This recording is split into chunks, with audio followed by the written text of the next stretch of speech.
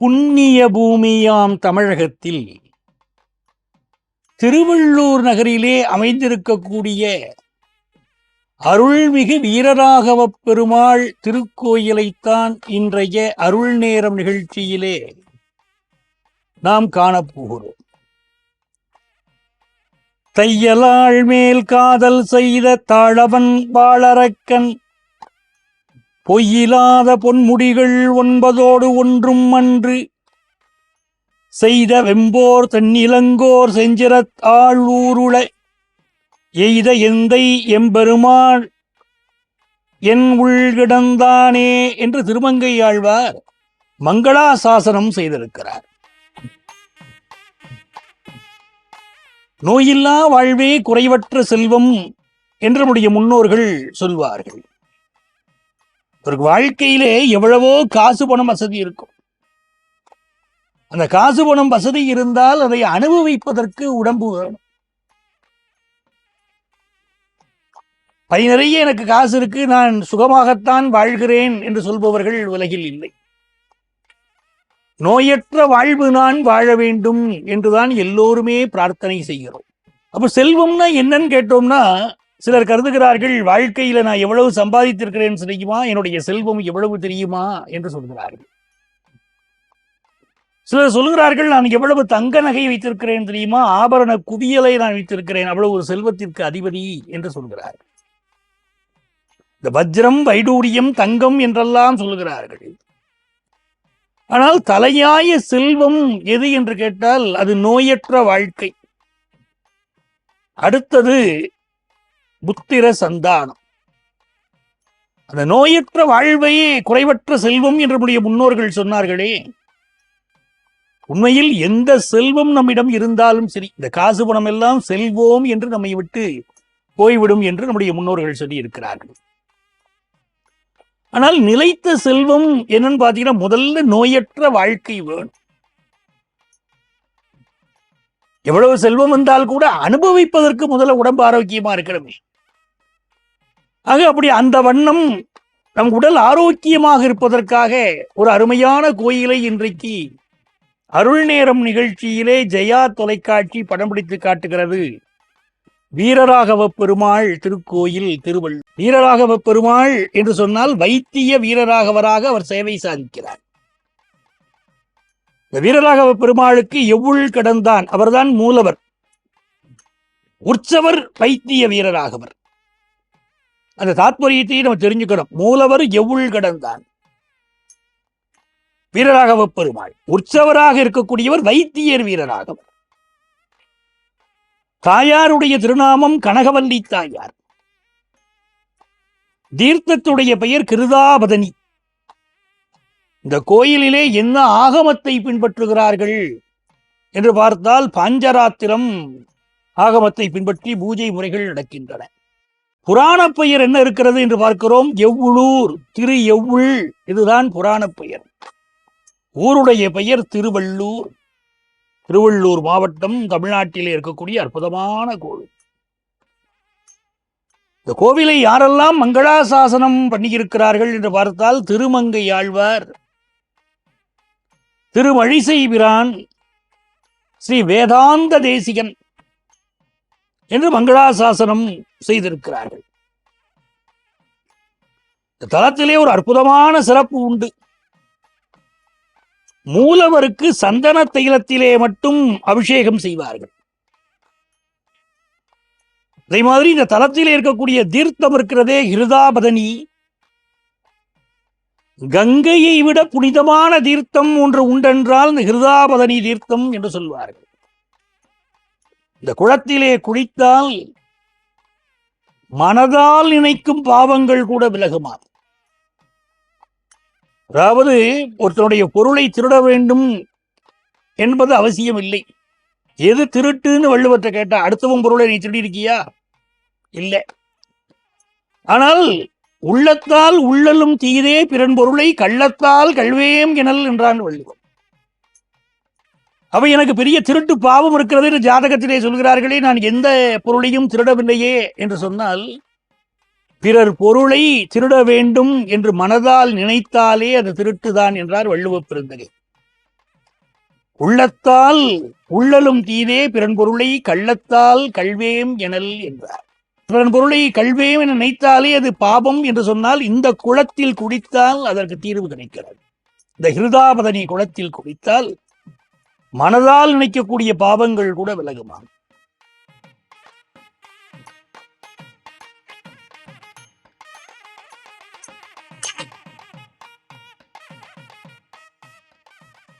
இந்த திருக்கோவில் பெருமாளுடைய மங்களாசாசனம் பெற்ற 108 திவ்ய தேசங்களிலே 60வது திவ்ய தேசமாக இருக்கிறது. வீரராகவ பெருமாள் வைத்திய வீரராகவராக சேவை சாதிக்கிறார். தலத்து மூலவரான வீரராகவ பெருமாளுக்கு எவ்வுள் கிடந்தான் என்ற திருநாமம். இந்த தலத்தின் புராண பெயர் எவ்வுளூர் என்று இருக்கிறது. எப்படி வந்ததுன்னா திரு எவ்வுளூர் என்பதே காலப்போக்கியிலே திருவள்ளூர் என்று மருவி போனது. 5 அல்லது 6ஆம் நூற்றாண்டிலே பல்லவ மன்னர்களால் இந்த கோவில் கட்டப்பட்டது என்றாலும் இந்த கோவில் 5000 ஆண்டுகள் பழமை வாய்ந்தது என்று உள்ளூர் வாசிகள் கூறுகிறார்கள். இந்த ஜோதிட சாஸ்திரத்திலே ஒரு விஷயத்தை சொல்லுவோம். ஒரு கோயிலுக்கு சென்று பரிகாரம் செய்யுங்கள் என்று சொல்லுவோம்.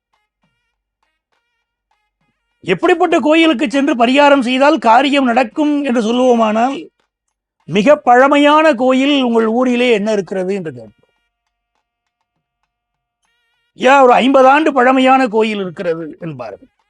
ஒரு 1000 ஆண்டுகள் பழமையான கோயில் உங்கள் ஊர்ல இருக்கான்னு கேட்போம். எதுக்கியா கேட்கிறீங்க என்பார். எவ்வளவு பழமையான கோயிலாக அந்த கோயில் இருக்கிறதோ அவ்வளவு அந்த தெய்வங்களுக்கு உருயேற்றி இருப்பார்கள்.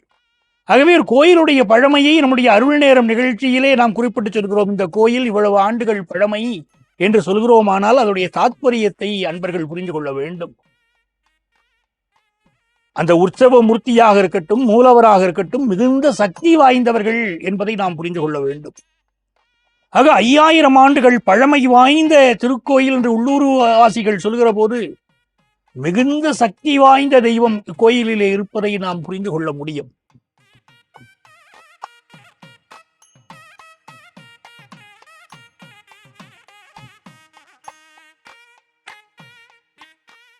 பெருமாளுடைய மங்களாசாசனம் பெற்ற திருக்கோயில்களிலே 60வது திவ்ய தேசம் என்று நாம் சொல்கிறோம். முன்னோர்கள் அப்படி அருமையாக வகுத்திருக்கிறார்கள். இது 60வது திவ்ய தேசம் என்று அவர்கள் சொன்னதை அடியேன் வழிமொழிகிறேன். இங்குள்ள விமானம் விஜயகோடி, வனம் வீஷாரண்யம். சாலிஹோத்திரர் என்னும் முனிவர் கோயில் அருகில் உள்ள புனித குளக்கரை இருக்கிறதே அதிலே 1 ஆண்டு தவம் இருந்தார். தை மாதம் அன்று தனது பூஜைகளை முடித்துவிட்டு ஆகாரத்திற்காக மாவை சுவாமிக்கு நிவேதனம் செய்துவிட்டு ஒரு பங்கை கொடுக்க இருந்தார். வயதான அந்தணர் ஒருவர் வந்தார். அந்த மாவை கேட்க இவரும் அதை கொடுத்தார். அதை புசித்தார். இவர் கொடுத்த உணவை புசித்தார். ஆனாலும் அவர் பசி தீரவில்லை. எனக்கு இன்னும் உணவு கொடுங்கள், மாவு கொடுங்கள் என்று கேட்டார். கேட்க முனிவரும் மகிழ்ச்சியோடு மீதியையும் கொடுத்தார். அன்று முழுவதும் உபவாசம் இருந்து அடுத்த நாள் முதல் 1 வருடம் கழித்து திரும்பவும் தவம் செய்தார். யாரு? அந்த அந்தனர். 1 வருடம் கழித்து முன்பு போல் மறுபடியே நிவேதனம் செய்த பின் விருந்தாளி வருவாரா என்று எதிர்பார்த்திருக்க, ரொம்ப அற்புதமான ஒரு விஷயம். வீட்டில் சமையல் செய்து வைத்துவிட்டு விருந்தாளிகள் வருவார்களா என்று பார்க்கணும். அதிதி அப்படின்னு ஒரு முக்கியமான வார்த்தையை நம்முடைய பெரியவர்கள் சொல்கிறார்கள். அதிதி உபச்சாரம். வீட்டிற்கு வரக்கூடியவர்களுக்கு விருந்தினர்கள் வர வேண்டும், அவர்களுக்கு உணவளிக்க வேண்டும். பழைய காலத்திலே நம்முடைய இல்லங்களில் பார்த்தீர்களானால் வாசலிலே திண்ணை என்ற ஒன்று இருக்கும். நகரமயமாக்கல திண்ணையவே பார்க்க முடிவதில்லை. வீதியிலே செல்லக்கூடியவர்கள், வழிப்போக்கர்கள் இரவு நேரத்திலே இந்த திண்ணையிலே தங்குவார்கள். வீட்டின் உரிமையாளர்கள் அவர்களுடைய பசியை தீர்ப்பார்கள், தாகம் தீர்ப்பார்கள். இந்த வெயிலிலே செல்லக்கூடியவர்களுக்கு நீர் வழங்குவார்கள், மோர் வழங்குவார்கள். அப்படி ஒரு பண்பாட்டை சார்ந்த நாம் இதை புரிந்து கொள்ள வேண்டும்.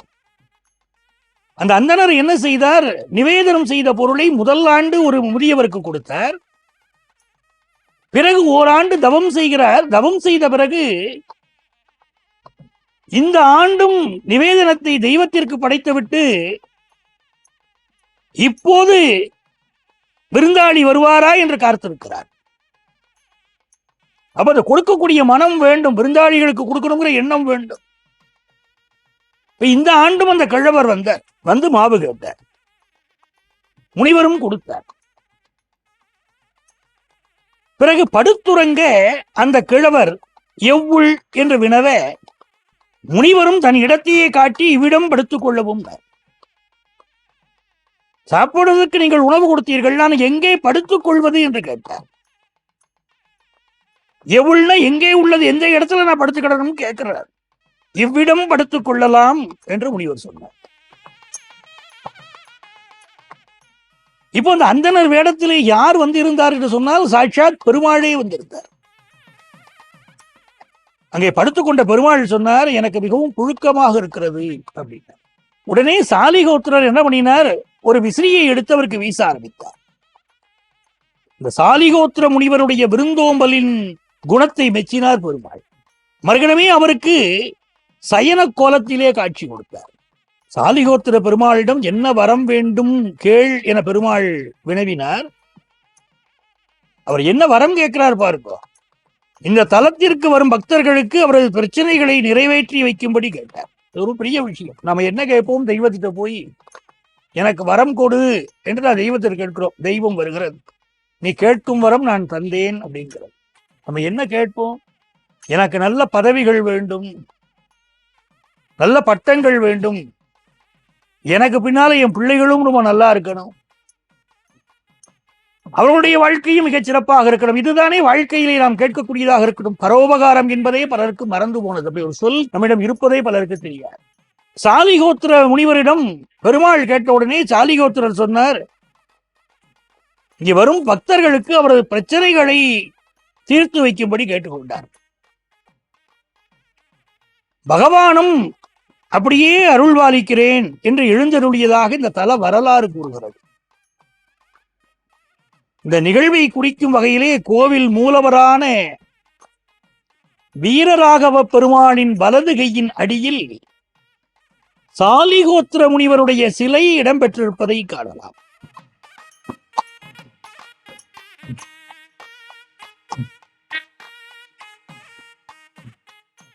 சாலிகோத்திர முனிவரிடம் பெருமாள் எவ்வுள், எங்கு படுப்பது உறங்குவது அப்படின்னு அர்த்தம். எவ்வுள் என்று கேட்டதால் இவ்வூர் திரு எவ்வுள் என்று அழைக்கப்பட்டது. காலப்போக்கிலே திருவள்ளூர் என்று அழைக்கப்பட்டது. அப்படி இந்த பெருமாள் படுத்திருந்த இடத்தில்தான் இன்று இந்த அற்புதமான கோயில் அமைந்திருக்கிறது. ஒரு முறை வடலூர் வள்ளலார், இந்த வடலூர் வள்ளலார் பெருமான் திருவள்ளூர் வீரராக சுவாமியின் கோவிலை கடந்து சென்று கொண்டிருந்தார். அந்த கோவிலை கடந்து சென்று கொண்டிருந்த போது திடீரென்று அவருக்கு ஒரு வயிற்று வலி ஏற்பட்டது. எந்த வகையிலும் அந்த வலி குறையாது போனது. தனது ஞான திருஷ்டியில் அந்த வீரராகவ பெருமாளை நாம் தரிசிக்காமல் சென்றதால் தான் தனக்கு வயிற்று வலியை உண்டாக்கி தான் மேற்கொண்டு பயணிக்காதவாறு தன்னை தடுப்பதாக வள்ளலார் உணர்ந்தார். உடனே வீரராகவ பெருமாள் கோவிலுக்கு சென்று அவர் மீது ஒரு பாடலை பாடினார். இதனால் மனம் குளிர்ந்த வீரராகவ பெருமாள் வள்ளலாருக்கு தான் ஏற்படுத்திய வயிற்று வலியை நீக்கினார் என்பது வரலாறு. இத்தலத்தில் பெருமாள் வைத்திய வீரராகவர் என்ற திருநாமத்துடன் உற்சவராக சேவை சாதிக்கிறார். நாடி வரும் பக்தர்களுக்கு பிணிகளை தீர்த்தருளும் வீரராகவராக இவர் விளங்குகிறார். கோவில்ல எப்படி பிரார்த்தனை பண்ணிக்கணும் அப்படின்னா, இந்த வைத்திய வீரராகவர்கிட்ட, அவர் பிணி தீர்க்கும் வீரராகவராச்சே, அவர்கிட்ட 3 அமாவாசைகளுக்கு தொடர்ந்து வரணும், பெருமாள்கிட்ட வேண்டிக்கணும். தீராத வியாதிகளும் தீரும். குறிப்பாக வயிற்று வலி, கைகால் வியாதி, காய்ச்சல் ஆகியவை குணமாகி விடுகிறது.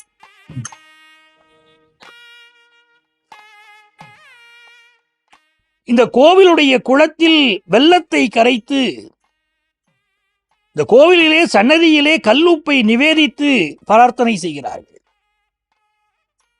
எப்படிப்பட்ட வியாதிகளும் குணமாகிறது என்கிறார்கள். அது மட்டுமல்ல, இந்த கல்யாணம் பாக்கியம் வேணும் அப்படின்னு கேட்கிறவாளுக்குரிய அருமையான தலமாகவும் இந்த வீரராக பெருமாள் கோவில் இருக்கிறது. குழந்தை பாக்கியம் கிடைக்கணும், எவ்வளவோ பரிகாரம் பண்ணியாச்சு, எல்லா டாக்டரையும் பார்த்தாச்சு அப்படின்னா வைத்தியர்களுக்கு மேலான வைத்தியர் யார்? வீரராகவ பெருமாள். அவரை சென்று சேவிக்கணும். அப்போ இந்த திருத்தலத்திற்கு வேண்டிக் கொண்டால் குழந்தை பாக்கியம் கிடைக்கிறது. குழல் இனிது யாழ் இனிது என்பதன் மக்கள் மழலை சொல் கேளாதவர் தான் வள்ளுவர். நல்ல மார்கழி மகா உற்சவம் கேட்கலாம், கச்சேரிகளை காது கொடுத்து கேட்கலாம், பாடகர்கள் அருமையாக பாடுவார். ஆனால் எவ்வளவு அருமையான பாடலாக இருந்தாலும் சங்கீதமாக இருந்தாலும் அந்த வீட்டிலே ஒரு குழந்தையுடைய மழலை ஒலி கேட்குமானால் அந்த மழலை ஒலிக்கு ஈடானது உலகத்திலே வேறு எதுவும் கிடையாது. அந்த பாக்கியம் இல்லை என்று இயங்கக்கூடியவர்கள் இந்த வீரராகவ பெருமாளை சேவிக்கிறார். உங்களுடைய வாழ்க்கையில என்ன கஷ்டங்கள் இருந்தாலும் அந்த கஷ்டங்களை தீர்த்து தரக்கூடிய பெருமாளாக வீரராகவ பெருமாள் விளங்குகிறார். நல்ல செல்வ செழிப்பு வேணும் சார், நீங்க சொல்ற மற்றதெல்லாம் எனக்கு முக்கியம் இல்லை, செல்வம் வேண்டும், நல்ல காசு பணம் புழங்கணும், அதற்கு வழி உண்டா என்று கேட்கக்கூடியவர்களுக்கு செல்வ செழிப்பை அள்ளித்தரக்கூடியவராக பெருமாள் விளங்குகிறார். இந்த திருத்தலத்திலே தை மாச பிரமோற்சவம் விமர்சையாக நடைபெறுகின்றன. பிரமோற்சவ காலத்தில் பார்த்தோம்னா கோவில்ல ஆயிரக்கணக்கான பக்தர்கள் கூடுகிறார்கள். விசேஷமா பவித்திர உற்சவம் கொண்டாடுகிறார்கள். 7 நாள் திருவிழா நடக்கிறது. அது பிரசித்தியான விழா. பழைய புராணங்களிலே இந்த திருத்தலம் பற்றி ஏதாவது செய்தி இருக்கிறதா என்று பார்த்தால் அற்புதமான ஒரு சான்று இருக்கிறது. மார்கண்டேய புராணத்திலே இந்த திருத்தலம் பற்றி கூறப்பட்டிருக்கிறது. இப்ப சென்னையிலேருந்து இங்க வரணும், எப்படி வரலாம் அப்படின்னா தமிழகத்துடைய தலைநகர் சென்னையிலேருந்து இங்க வரத்துக்கு 40 கிலோமீட்டர் தொலைவு சென்னையிலேருந்து இந்த கோவில் அமைஞ்சிருக்கு. திருவள்ளூர் என்ற கஷேத்திரத்திற்கு வருவதற்கு சென்னையிலிருந்து 40 கிலோமீட்டர். நாமும் இக்கோவிலுக்கு சென்று வீரராகவ பெருமாளையும் கனகவல்லி தாயாரையும் வழிபட்டு நம்முடைய வாழ்க்கையுடைய அனைத்து வளங்களையும் பெற முடியும். எல்லாம் வல்ல வீரராகவ பெருமாளுடைய அனுக்கிரகம் பக்தர்களுடைய வாழ்க்கையிலே நிறைந்து விளங்க ஜெயா தொலைக்காட்சி இந்த அருள் நேரம் நிகழ்ச்சியிலே இக்கோயிலை படம் பிடித்து காட்டியதிலே மன நிறைவு கொள்கிறது. சர்வஜன சுகினோ பவந்து.